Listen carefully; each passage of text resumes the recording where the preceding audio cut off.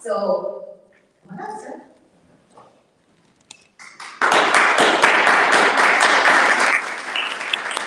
Really quick, each presenter has 6 minutes to present, and then we ask questions.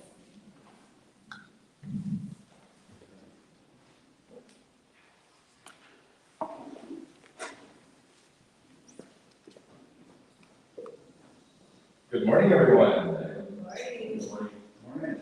Exactly 1 year, 1 month, and 7 days ago, I had the most genius idea to build a bookstore in Brownsville in my bathroom. I was supposed to have a picture here, but they just But it was in that shower that I asked myself a very important question. Is Brownsville, Texas, the largest city in America without a bookstore? For quite a few years during my time in Brownsville after college, many people have complained, oh, I have to drive to McAllen to get books, I have to go to South Florida Island to get books. But I thought, why doesn't Brownsville have one? I did the research that night, and it turns out that Brownsville was at one point the largest metropolitan area whose largest city did not have a bookstore. Something has to be done about it. So that's where the idea came to me to start Buo. Buo rhymes with duo. The word means owl in Spanish. Fun fact, I actually drew the logo on the back of a napkin in Jusas. I am ashamed to say that I lost the napkin. Oh, no. But I passed the idea over to my graphic designer sister, who made it look very, very pretty. I had no idea what I was doing, but I thought, okay, the first logical step would be to order a mountain of books. And my room became full of them. And then they got way out of hand. Then the books leaked over to my garage. For context, I live with my family. They are very clean and orderly people. This goes against their values.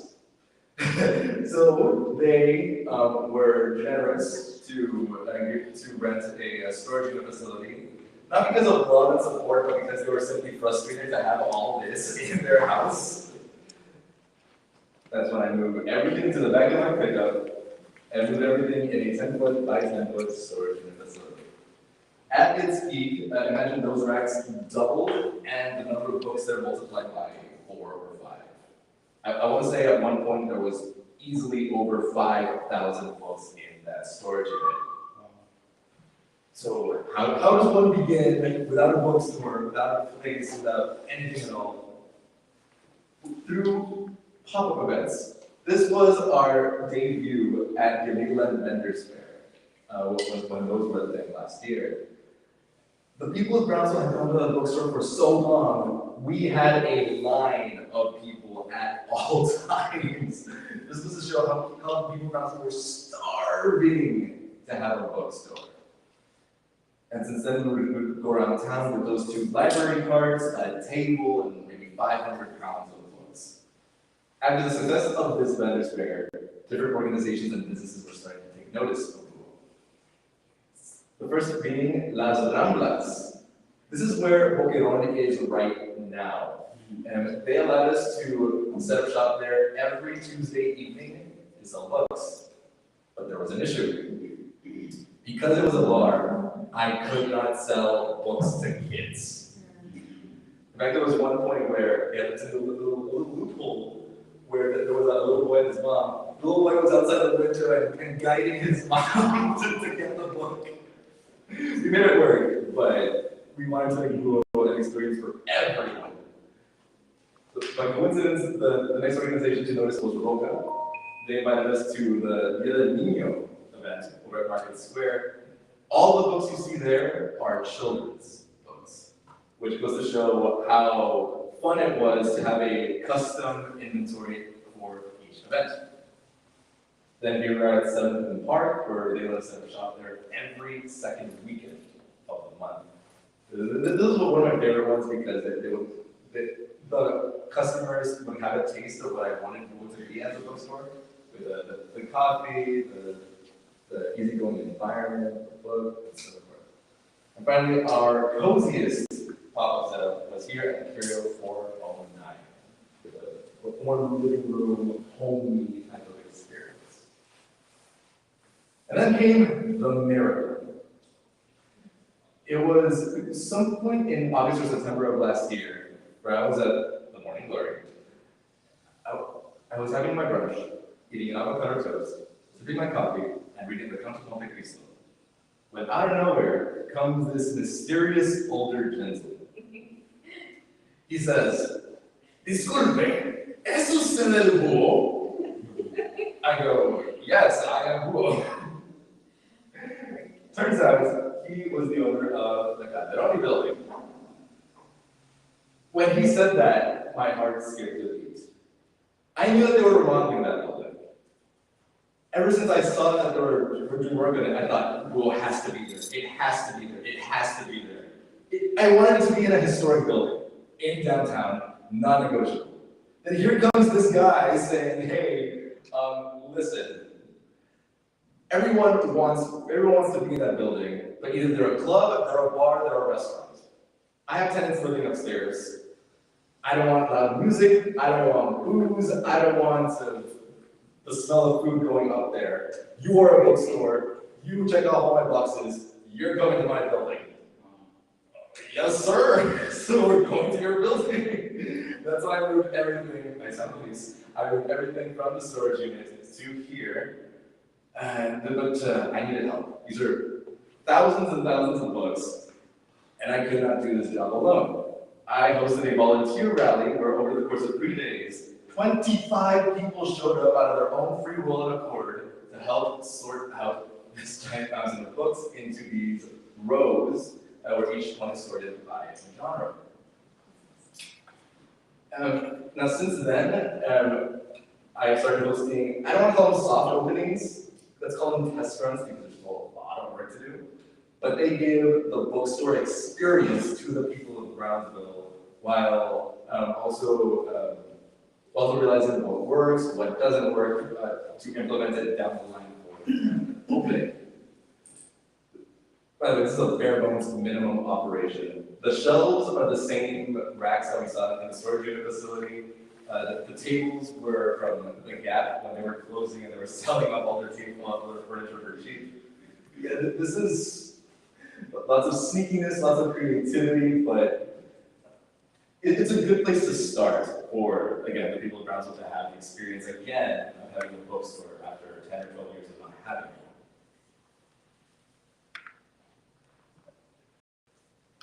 In the future, for the grand opening, I envision lots of wooden furniture. I want a cafe in the back. I want to see local art. And that's why I don't want to call them soft openings yet, because there's still a lot of work to do. But slowly but surely, we are getting there. And as I like to say in the back of each free bookmark that comes with each purchase, everything is slowly falling into place. Any questions? Comments, suggestions, concerns? Yes, sir. Cool. Portion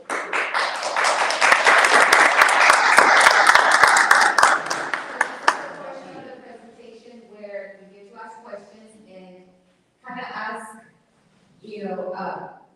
well, what can we do for you? How can we support you? How can we make you more successful or get to your end goal? You just have this beautiful place that you envision for your venture. Thank you. Dr. Diaria. I love your passion. I can tell you have a passion. I love your vision. I love that you yourself are a great storyteller, and that's awesome. And my question really was within this asking, what is it, what's the obstacle or barrier that you're facing to get to where you need to be? To have that real grand opening and have you have the store look and feel like your vision. Okay, so what is my biggest obstacle to get to the grand opening? I would like to do a lot more research into food and drink to implement the cafe aspect of Google. I blow everyone's minds when I tell people that there's an Easter egg in the logo, that the two eyes of the owl are actually two coffee cups. So it was something that I had in mind since the very beginning. And because I haven't yet ventured into that, I haven't yet researched into that, and that might take a solid month of concentration. I may stand back a little bit from these test runs. That would be one obstacle. The other would be to invest in furniture, bookshelves. It doesn't have to be anything too pricey, because new bookshelves, they cost in the realm of $700 to $900 each, and they're made of actual wood. I don't want anything from Target or IKEA or anything like that. I want something that looks traditional. It could be secondhand, it could be made locally, and that's definitely another obstacle to consider. But once I have the furniture down, once I have the cafe aspect down, I should be mostly set for the winter.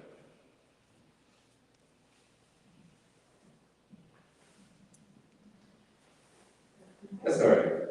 You don't need to tell me that. So what can the community do for you? How can the community help you? Okay, I'm gonna respond to that with a very ironic answer. Don't hype the bookstore too much right now. And the reason I say that, I literally get calls every single day. What are your hours? What are your hours? And we right now are only open, I wanna say 5 to 10 days a month for these test runs. We're still not in full service. And then once that happened, I was way out of town. So someone was outside my doors wanting to go in. I said, I'm in McAllen. Will you be there tomorrow? No, I'm visiting my family. I leave tomorrow.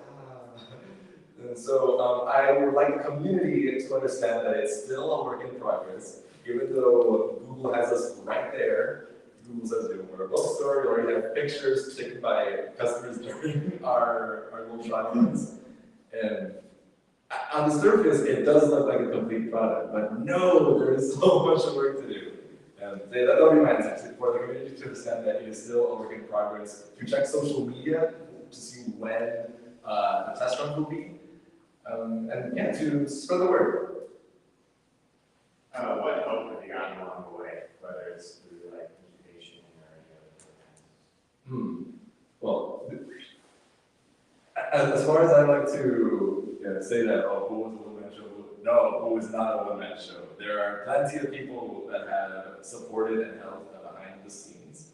And the biggest one, I would say, would be the Kaufman Fast Track program. And of course, every entrepreneur has all these thoughts in an abstract manner in their head, but something like the Kaufman Fast Track program helps outline it in a very clear way to implement those ideas into practice. Of course, I also got the help from all these different community organizations that I've been a part of, and whether it's directly from the advice of their members or their support. And I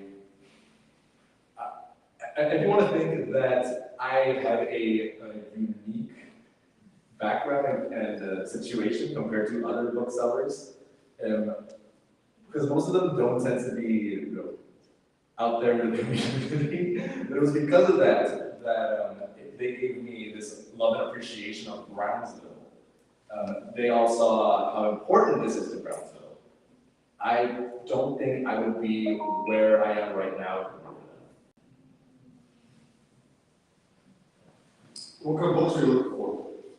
If we were to donate or gather books around Spanish too? Oh, yes. Spanish is very high demand. We can get you a lot of books, but then I don't know if you want to be overwhelmed with like all these books that might be like old, but is there like a specific type of books that you're looking for, or just in general, we can just go and give you some books? Well, Apollo right now at Startup Phases is very happy to accept donations. I literally accept all kinds of books. Yes. I estimate there to be well over 42 different genres in the store. And antiques as well. Everything. So if we see some books, because sometimes there'll be books, like boxes of books at the university that are just like, hey, take these. Should we bring it to you? Sure. Okay. Thank you. So I have a comment. Yes. To me, it looks like, you have your vision, you have, you know your market, you've done test markets with these soft launches or whatever you call them. It seems to me that you have a window right now to capitalize on the excitement on, Yes. the novelty of having books downtown and everything coming to play. Is it accurate that you might be looking for maybe capital infusion to get that cafe up and going, bring in the expertise to set it up and do your furniture and all that? Is that accurate? Are you looking for some type of capital infusion to get this to the marketplace how you envision? I mean, I'm certainly open to it, especially considering that the equipment for the cafe would cost well over $25,000 at least. Yeah, that's not conservative. Yes, very much so. So that would be a better number to define next month, as I was talking about. But yes, I would be open to it. So concerns are, I imagine you look at the demographic, Yes. right? We're obviously more and more digital consumer, right? Just everybody in general. So we're a very young society, a young community in Brownsville. How do you plan on converting this niche into a profitable venture? Knowing, I would think, I don't know, that books have a small margin, right? So unless you have the coffee cup element, which I think the coffee element could probably be profitable, right? But the book part of it, how do you make that into a profitable venture, or how are you thinking of that? The surprising thing about books, if you know how to play the game, they can have a considerable profit margin. New books by themselves, if you have a partnership with a distributor or publisher, we're talking about a 40 to 50% profit margin for each book, which could become big by having these test runs or special events to get people in the doors. I also have the privilege of being located next to some restaurants, where if there's a waiting line I observe, they come to the booth. So they come to the booth to pass the time while they wait for their table.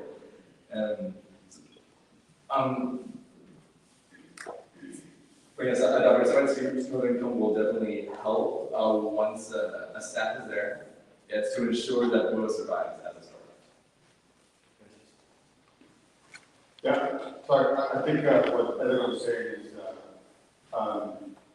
that people are buying books as much as they did before, right? Oh. In the universities, none of the students buy books anymore, right? They either pirate it or they buy the Kindle, right? So they don't physically buy the books. So I think what you said about having events there where maybe local writers have like their books there or signing, you go there, you buy like a copy and the author's there, and then have events for, especially for kids, right? And I think if you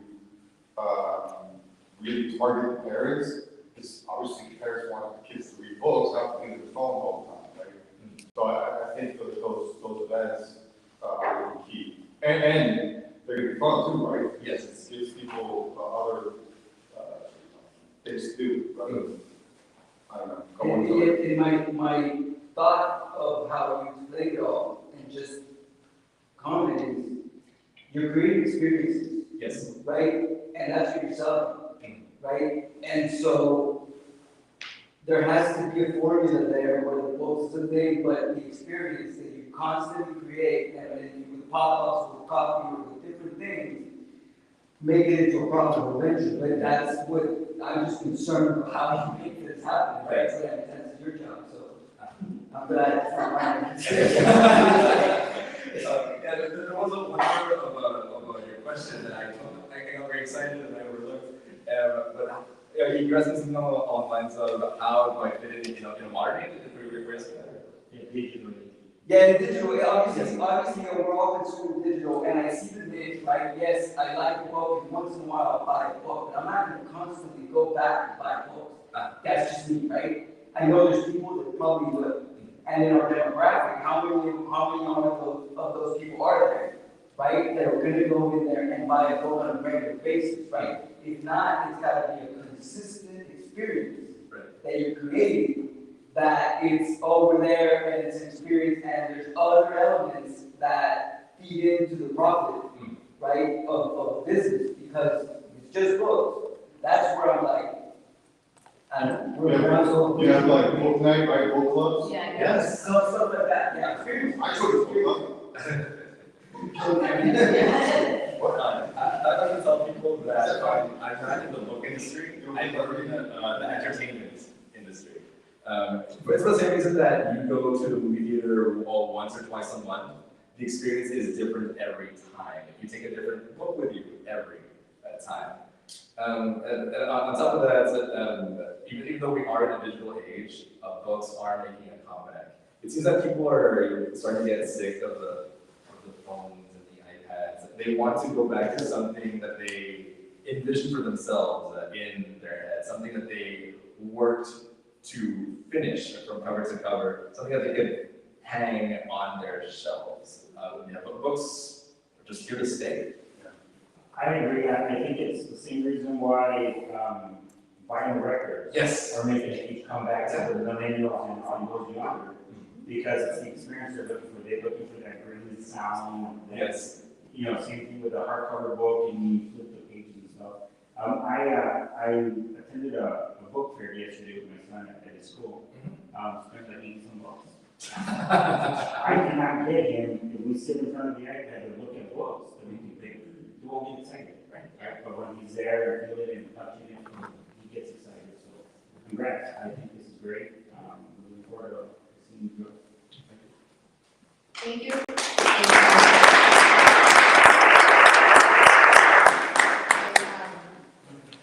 I really think that Will is going to be very successful. We are very proud of him, and we will support him in any way we can.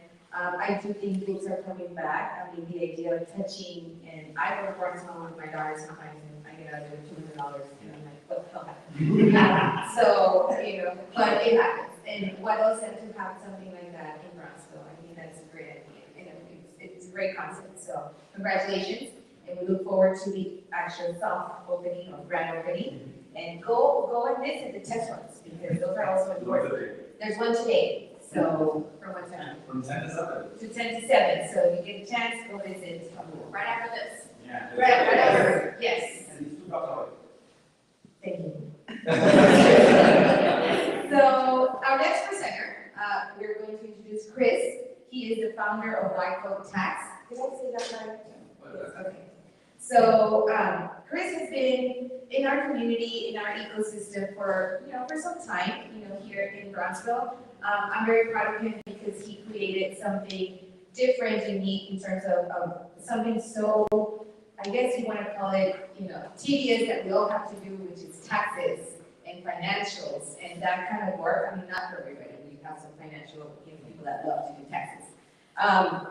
So he created this concept to be able to have a more personalized customer experience when it comes to providing these services.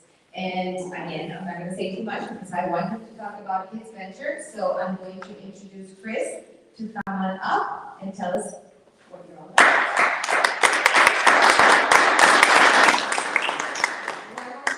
I do need you, when you ask questions, we need to give you the mic because of the live stream. So please wait for us to give you the mic. Okay.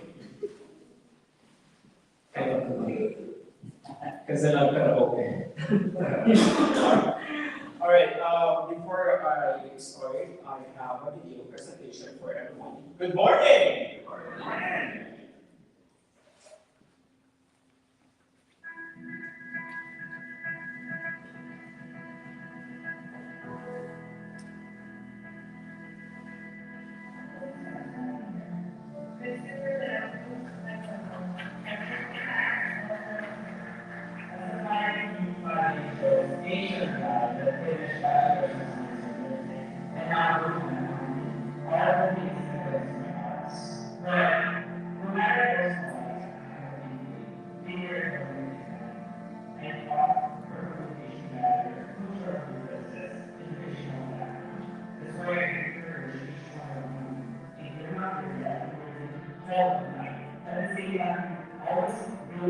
taxation numbers, how the situation tested our community myself. Let's not take life seriously, find a reason to celebrate, and this award I would like to dedicate not just for myself, but for my team, for my tax team, and be part of this community.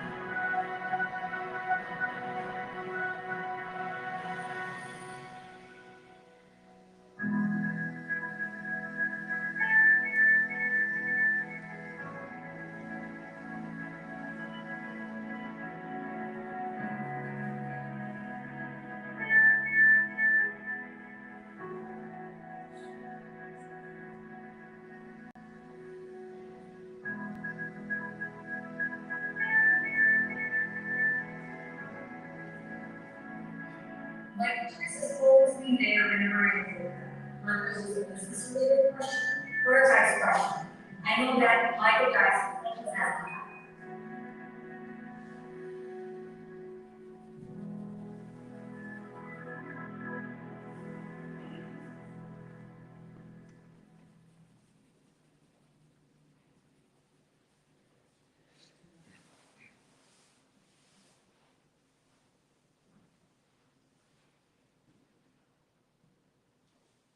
I would like to take this opportunity to ask everyone a question. Who among you here experienced turbulence in the airplane? Can you raise your hand? At this given time, within 5 seconds, we would refresh the traumatic memory of turbulence by closing everybody's eyes for 5 seconds. All right, I want everybody to close your eyes, and I will count down 5 seconds. Let's close our eyes and experience the turbulence in 5, 4, 3, 2, 1. Is it traumatic? Right? But you want to go to Las Vegas. That's why you have to embrace the uncertainties, the challenges. Turbulence is the same thing how we run the business.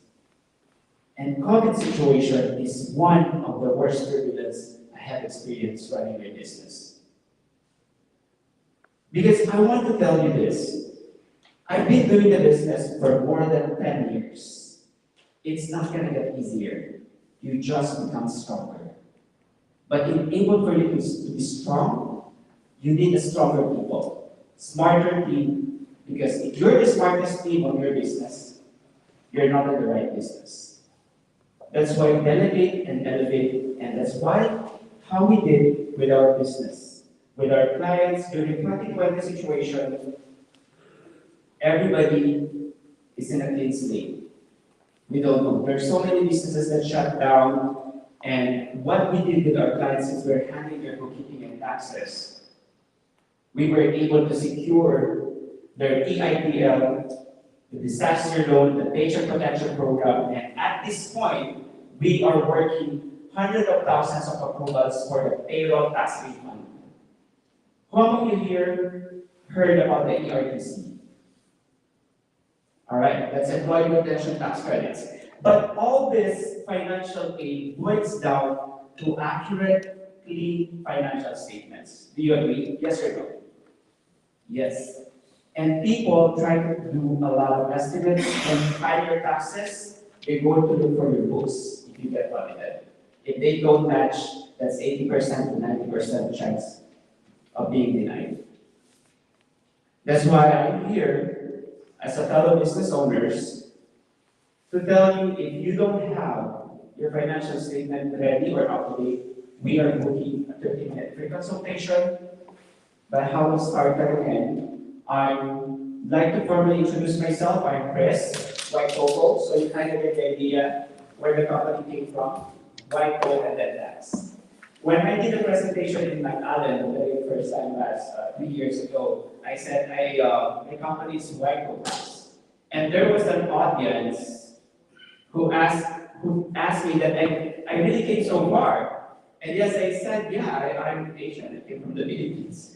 But he said, no, Chris, I thought you were from Waco, Texas. And that was the time that I really already that there's Waco, Texas. Sounds like it's close. But anyways, what we do with our company, I had a comment a while ago that says experience. Here, we don't only do technicality, we also provide education.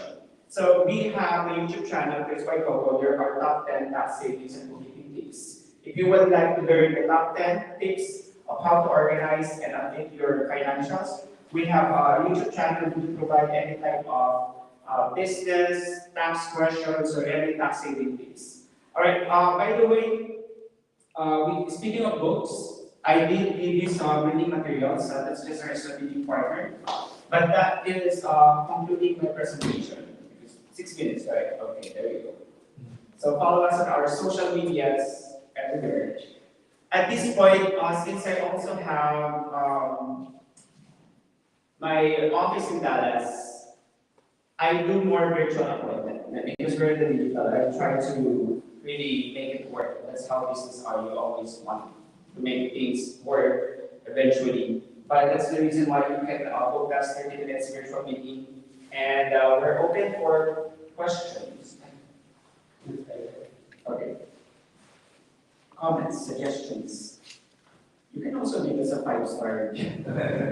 That's it. Chris, Chris, thank you for a great presentation, Chris. Can you share a little bit about how accessing your customer base and your digital platform and so on, how is that changing a traditional, business model to now really being able to serve customers anywhere?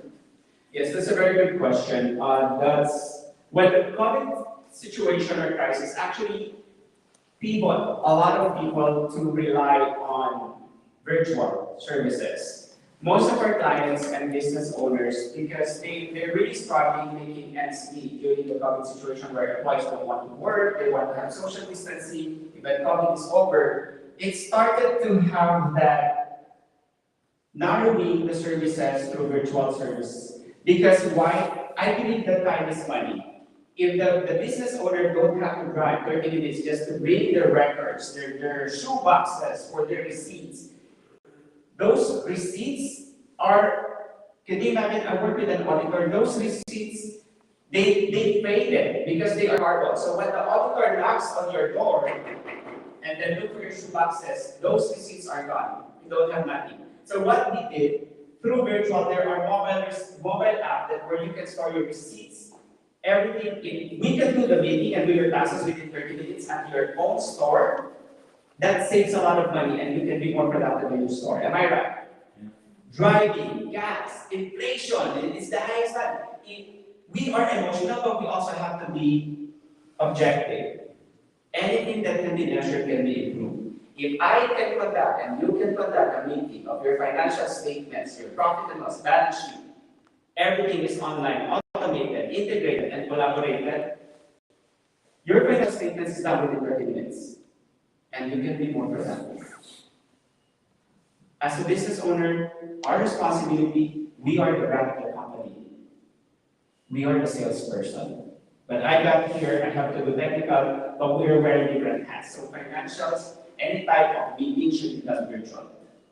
If I have a chance, that's why I love to do networking, that's the time. But I do know that as much as possible, I like to network. But due to the constraint that I have Dallas and then Brownsville, that's why we really do virtual meeting for everybody's convenience as well. But I know it's not going to be appeal to everyone. But one of the things that I learned, not everybody is share market. Chris, I'm gonna take you back a little bit. Yes. How did you get started? I mean, what was your journey? I mean, because I know you were in the medical field. Yes, Before you were, came into all this financial world. Tell us a little bit about that. I mean, I'm sure everybody was here. How did you get into this business? Yes, it starts when I was 14 years old. I think the seed of our dreams started when you were so young. You want to be this, you want to be that. I started selling and I just want in the long run, I would like to control my own time and how I do my business. But then again, growing up in a traditional family like Asian moms, or even Hispanics, we're like neighbors. They tend to put you in a situation where they've proven and tested to them. So they said, Chris, this is what I'm going to tell to you. In the Philippines, we're a third world country. If you're a nurse, you can easily go to the US. But if you're an accountant here in the Philippines, that will take eternity for you to be in the United States. So I said, okay, I have to be practical. I have to think smart. That's why I did the Bachelor's of Science in Nursing. However, when I got here in 2010, I committed to my journey because I still want to be a business. I did not think overtime in operating room. Every time somebody would the manager is asking for somebody to volunteer to go home, I'm the one who's going to raise my hand. I said, we don't get what we want, but we get what we fight for. So every house party for the past 3 years, 2010 to 2013, I never had a car. You know what I did? I always ask my friends, if there's a home party, can I have a 30-minute presentation? I have discount products. Before they eat, I can sell. Right? So I did leverage with people that have cars, do the presentation. And one of those attendees is a CPA. He said, Chris, you know what? You have a good chance of a tax company, and you know what I did? I just said yes. No matter how hard it takes, no matter how deep it goes, no matter what the challenge is, I don't speak Spanish, cultural barrier. I said, but my Spanish now is seasonal. It only comes during tax season. We cannot put our mouth where the money is. And then it's another ending because I felt like our brain is like tabula rasa. It's a blank tablet. If you have a bigger why, you can learn everything and anything in this world. So that's how it started. I said, in 2015, I'm going to keep my full-time job as a nurse, no matter what it takes. I said, October 23, 2015, but I quit my job on August 2015. Because all my income, 80% of my income are already on the accounting and the tax. Then 2018, because they said, if I can walk my talk and talk my walk with a lot of people that try to quit their job or a lot of people who want to scale up their job. And through continuous education, this is one of my passions, to educate. How did I do it? 2018, I got nominated as Business Minority of the Year. I won. Thank God. 2022, where there's another turbulence, a lot of employees quit, I was nominated and received the 2022 Business Person of the Year. Wow. But at the back of your head, I know you guys are here, but at the back of your head, you're thinking something else. If you're a business owner. Because entrepreneurship doesn't have a clock in, it doesn't have a clock out. Being an entrepreneur is a lifestyle. Even you go to bed, you go to think the next day, how can you improve your business? Thank you for that wonderful question. Anybody have any more questions?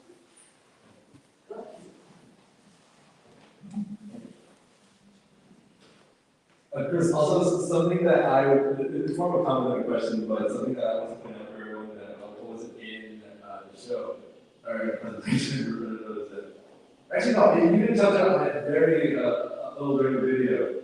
How one of the things that made you strong is the fact that you gave back what you picked up. I like to think that I am who I am today because of the Toastmasters meetings that were at your business. Yes, and you, at the same time, you also hosted different events from Live Fund, from the Chamber.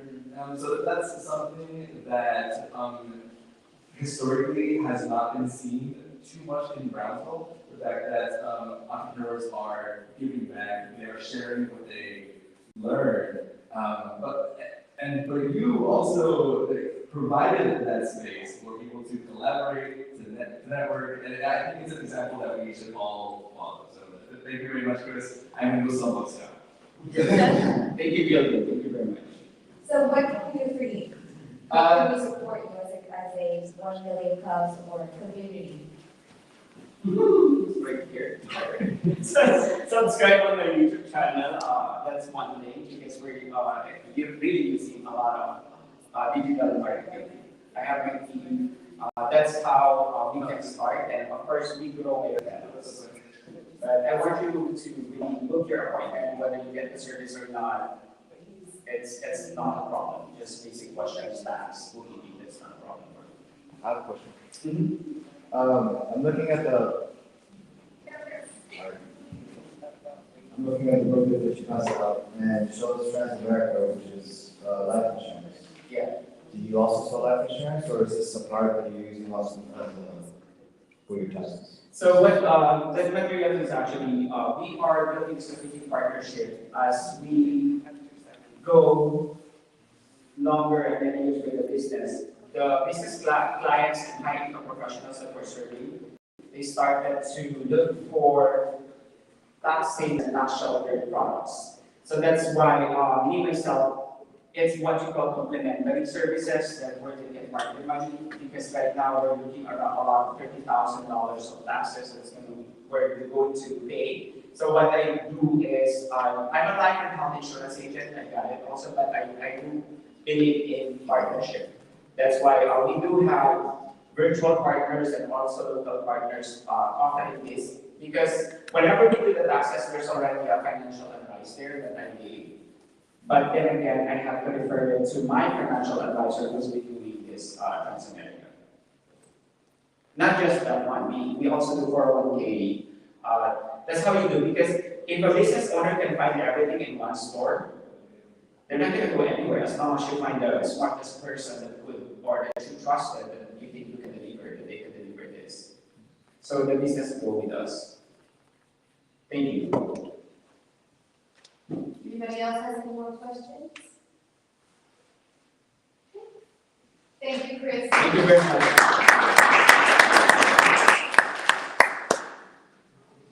So this is a little bit of what we'll be seeing every week. Thank you everybody for coming. Again, if you want to present, this is open to the entire small business and startup community. It's not only for startups, it's also for small businesses. So please encourage anybody that you know that wants to participate or present. We are here to support you, and that's what we want. We want to showcase everyone. We want to make sure that they get an opportunity to be up here in front, even if we have given them resources or not. You know, the important thing is for them to showcase and see how we as a community can provide them with any support possible. We do have all the social medias that you see right here, so follow us on social media. Make sure that you come in every week, invite your friends, invite your colleagues, and you know, everybody that might be interested to just come and drink some coffee and kind of network and communicate with this community that we're trying to build. I also have to give a shout out to eBridge. Welcome to eBridge. This is our new building. I hope everybody likes it. Please enjoy it. If you have a minute to walk through, we are having our grand opening March 9th. So we expect everybody to be here. We're going to have a great ceremony with a very inspirational panel of entrepreneurs that we're bringing in from different parts of the valley that have gone either public or that have a really, really transformational story to tell you. And we have a party. So make sure that you be part of it. We also want to showcase some of our clients, our members, people that we have supported. So get ready if I call upon you. You're right there. So thank you everybody for coming. I hope you can network a little bit, and we'll see you next week. Thank